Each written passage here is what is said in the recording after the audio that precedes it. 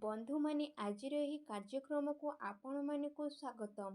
ଆପଣମାନଙ୍କର ଯଦି ସିଂହ ରାଶି ହୋଇଥାଏ ତ ଭିଡ଼ିଓଟିକୁ ଫାଷ୍ଟରୁ ଲାଷ୍ଟ ଯାଏ ଦେଖନ୍ତୁ, କାରଣ ସିଂହ ରାଶିର ବ୍ୟକ୍ତିବିଶେଷମାନଙ୍କ ଜୀବନ ଏହି ପବିତ୍ର ଦୁର୍ଗାପୂଜା ଠାରୁ ସମ୍ପୂର୍ଣ୍ଣ ଭାବରେ ବଦଳିବାକୁ ଯାଉଛି। କାରଣ ଚଳିତ ବର୍ଷର ଦୁର୍ଗାପୂଜାକୁ ବହୁତ ହିଁ ଖାସ୍ ବୋଲି ମାନାଯାଉଛି।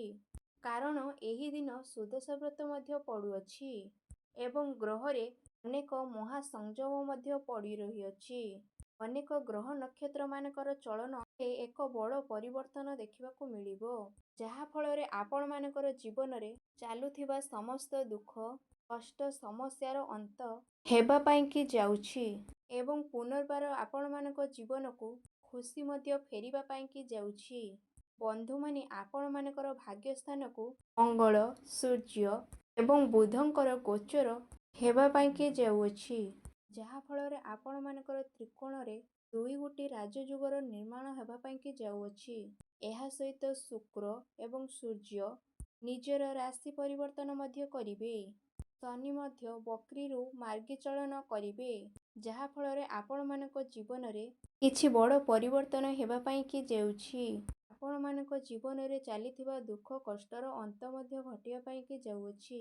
ପୁନର୍ବାର ଏହି ଦୁର୍ଗାପୂଜା ଠାରୁ ଆପଣମାନଙ୍କ ଜୀବନରେ ଖୁସି ମଧ୍ୟ ଫେରିବା ପାଇଁ ଯାଉଅଛି। ତ ଆସନ୍ତୁ ଜାଣିବା ଏହି ଦୁର୍ଗାପୂଜା ଠାରୁ ଆପଣମାନଙ୍କ ଜୀବନରେ କ'ଣ ସବୁ ବଡ଼ ପରିବର୍ତ୍ତନ ହେବା ପାଇଁକି ଯାଉଛି। ତେବେ ଭିଡ଼ିଓଟିକୁ ବଢ଼ିବା ପୂର୍ବରୁ ମୋର ଗୋଟିଏ ଆପଣମାନଙ୍କୁ ଅନୁରୋଧ କି ଯଦି ଆପଣମାନଙ୍କର ସିଂହ ରାଶି ହୋଇଥାଏ ତେବେ ଭିଡ଼ିଓଟିକୁ ଗୋଟେ ଲାଇକ୍ କରିବେ ଏବଂ ଚ୍ୟାନେଲରେ ଯଦି ନୂଆ ଥିବେ ତେବେ ସବସ୍କ୍ରାଇବ୍ ମଧ୍ୟ ନିହାତି କରିବେ ଏବଂ କମେଣ୍ଟ ବକ୍ସରେ ଭକ୍ତି ଏବଂ ଶ୍ରଦ୍ଧାର ସହିତ ଜୟ ମା ଦୁର୍ଗା ନିଶ୍ଚିତ ଭାବରେ ଲେଖିବେ। ବନ୍ଧୁମାନେ, ପୂର୍ବରୁ ଶନି ବକ୍ରୀଚଳନ କରୁଥିବାରୁ ସେ ହେଉଛନ୍ତି ଆପଣମାନଙ୍କର ରାଶିର ଅଧିପତି, ଯାହା ପାଇଁକି ଆପଣମାନେ ଟିକେ ଦ୍ୱନ୍ଦ୍ୱରେ ମଧ୍ୟ ରହୁଥିଲେ। ଆପଣମାନେ ଯେଉଁ ବି କାର୍ଯ୍ୟରେ ହାତ ଦେଉଥିଲେ ସେଥିରେ ଆପଣମାନଙ୍କୁ ସଫଳତା ମଧ୍ୟ ମିଳିପାରୁନଥିଲା। ଆପଣମାନେ ସବୁବେଳେ ଭ୍ରମ ମଧ୍ୟରେ ରହୁଥିଲେ। ମଙ୍ଗଳ ଏବଂ ସୂର୍ଯ୍ୟ ଆପଣମାନଙ୍କର ଅଷ୍ଟମ ଭାଗରେ ରହୁଥିବାରୁ ଟିକିଏ ସ୍ୱାସ୍ଥ୍ୟଜନିତ ସମସ୍ୟା ମଧ୍ୟ ରହୁଥିଲା। ବିଶେଷ କରି ଧନ ସମ୍ପତ୍ତି ସମସ୍ୟା ମଧ୍ୟ ଦେଖା ଦେଉଥିଲା। ଆପଣମାନେ ଋଣ ନେଇଥିଲେ କିନ୍ତୁ ଶୁଝି ପାରୁନଥିଲେ। ଋଣ କରଜର ଭାର ଆପଣମାନଙ୍କ ଉପରେ ଭରି ଯାଇଥିଲା। ଆପଣମାନଙ୍କ ଘରେ ଖୁସିର ବାତାବରଣ ମଧ୍ୟ ନଥିଲା। ଶିକ୍ଷା କ୍ଷେତ୍ରରେ ମଧ୍ୟ ସମସ୍ୟା ଦେଖା ଦେଉଥିଲା। ଆପଣମାନଙ୍କର ଅନୁଶାସନରେ ଖର୍ଚ୍ଚ ମଧ୍ୟ ହେଉଥିଲା। ସମାଜରେ ଆପଣମାନଙ୍କର ମାନ ସମ୍ମାନ କମ୍ ହେଇଯାଇଥିଲା। ଆପଣମାନଙ୍କର ଯୋଗ୍ୟତା ଥିବା ସତ୍ତ୍ୱେ ମଧ୍ୟ ଆପଣମାନଙ୍କୁ ଚାକିରିଟିଏ ମଧ୍ୟ ପ୍ରାପ୍ତ ହେଇପାରୁନଥିଲା। ସନ୍ତାନ ସନ୍ତତିଙ୍କ ପାଇଁ ଆପଣମାନେ ଚିନ୍ତିତ ମଧ୍ୟ ରହୁଥିଲେ। ଆପଣମାନଙ୍କର ବ୍ୟାପାର ବାଣିଜ୍ୟରେ ଲସ୍ ହେବା ସହିତ ଆପଣମାନଙ୍କର ପ୍ରେମ ଜୀବନରେ ସମସ୍ୟା ମଧ୍ୟ ଦେଖା ଦେଇଥିଲା।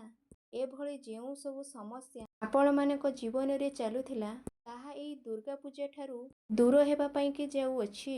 ପୁନର୍ବାର ଏହି ଦୁର୍ଗାପୂଜା ଠାରୁ ଆପଣମାନଙ୍କ ଜୀବନକୁ ଖୁସି ମଧ୍ୟ ଫେରିବା ପାଇଁକି ଯାଉଅଛି। ଆପଣମାନଙ୍କ ଜୀବନରେ ନୂତନ ସୂର୍ଯ୍ୟ ଉଦୟ ହେବା ପାଇଁକି ଯାଉଅଛି। ସବୁଠାରୁ ବଡ଼ କଥା ଏହିକି ଯେ ଆପଣଙ୍କର ଭାଗ୍ୟ ସ୍ଥାନରେ ନବମ ଭାଗରେ ଦୁଇଗୋଟି ରାଜଯୋଗର ନିର୍ମାଣ ହେବା ପାଇଁକି ଯାଉଅଛି। ବୁଧ ଆଦିତ୍ୟ ରାଜଯୋଗ ଏବଂ ଲକ୍ଷ୍ମୀ ନାରାୟଣର ରାଜଯୋଗ ନିର୍ମାଣ ହେବା ପାଇଁକି ଯାଉଅଛି। ଏହା ସହିତ ଗୁରୁଙ୍କର ଦୃଷ୍ଟି ମଧ୍ୟ ଆପଣମାନଙ୍କ ଭାଗ୍ୟ ଉପରେ ରହୁଛି, ଯାହାଫଳରେ ଭାଗ୍ୟ ଆପଣମାନଙ୍କୁ ସାଥ ମଧ୍ୟ ଦେଉଛି।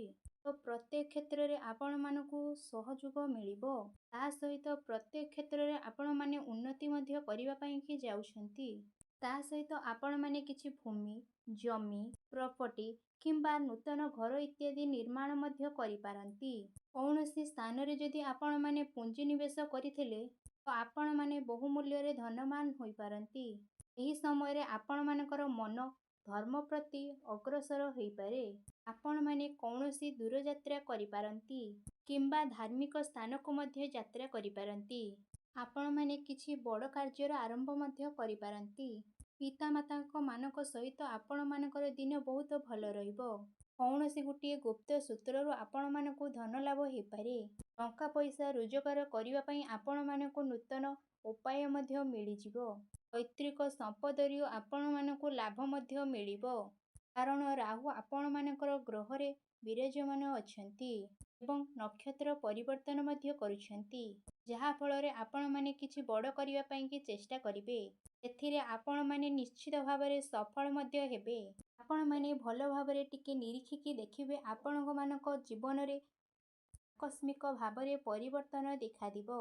ଯେଉଁମାନେ ଚାକିରି କ୍ଷେତ୍ରରେ ଅଛନ୍ତି ସେମାନଙ୍କୁ ପ୍ରମୋସନ୍ ମଧ୍ୟ ମିଳିପାରେ ଏବଂ ଯେଉଁ ପିଲାମାନଙ୍କୁ ଚାକିରି ମଧ୍ୟ ମିଳିପାରୁନଥିଲା, ଚାକିରି ମିଳିବାର ସମ୍ଭାବନା ବହୁତ ମାତ୍ରାରେ ବଢ଼ିଯାଇଛି। ଆପଣମାନେ ନିଜ ତରଫରୁ ଚେଷ୍ଟା ମଧ୍ୟ ଜାରି ରଖନ୍ତୁ।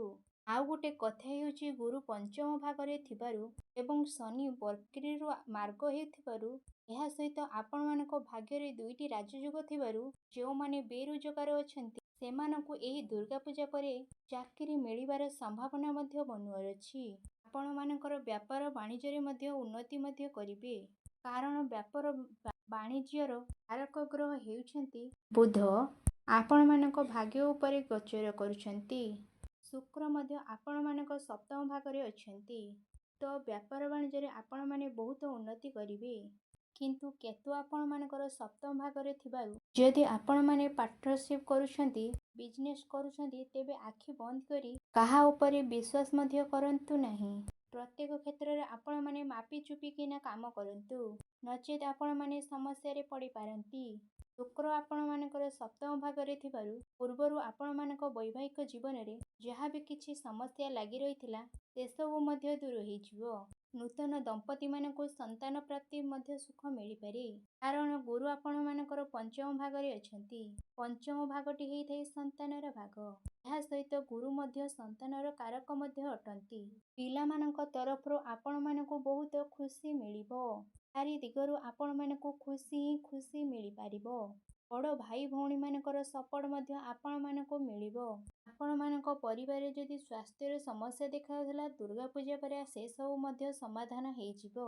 ପରିବାରର ସହିତ ଆପଣମାନଙ୍କର ସମ୍ପର୍କ ଅତି ନିବିଡ଼ ହେଇଯିବ। ତ ସବୁ ଦୃଷ୍ଟିରୁ ଦେଖିବାକୁ ଗଲେ ଏଇ ଦୁର୍ଗା ପୂଜାରେ ସିଂହ ରାଶିର ବ୍ୟକ୍ତିବିଶେଷମାନେ ସମସ୍ତ ଦିଗରୁ ସଫଳତା ଲାଭ କରିବାକୁ ଯାଉଛନ୍ତି।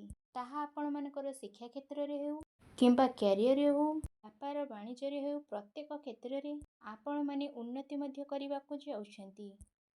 ତେଣୁ ଅଧିକ ଶୁଭ ପ୍ରାପ୍ତି କରିବା ପାଇଁ ଆପଣମାନେ ପ୍ରତ୍ୟେକ ଦିନ ଶନିଦେବଙ୍କର ବୀଜ ମନ୍ତ୍ର 108 ଥର ବୀଜ କରନ୍ତୁ।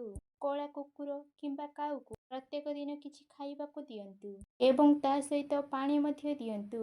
ତା ସହିତ ପ୍ରତ୍ୟେକ ଦିନ ସନ୍ଧ୍ୟାରେ ହନୁମାନ ଚାଳିଶା ମଧ୍ୟ ପାଠ କରନ୍ତୁ ଏବଂ ପ୍ରତ୍ୟେକ ଦିନ ଉଦିତ ସୂର୍ଯ୍ୟକୁ ତମ୍ବା ପାତ୍ରରେ ଜଳାର୍ଘ୍ୟ ଅର୍ପଣ କରନ୍ତୁ। ନିଶ୍ଚିତ ଭାବରେ ଆପଣମାନଙ୍କୁ ଶୁଭ ଫଳ ପ୍ରାପ୍ତି ହେବ।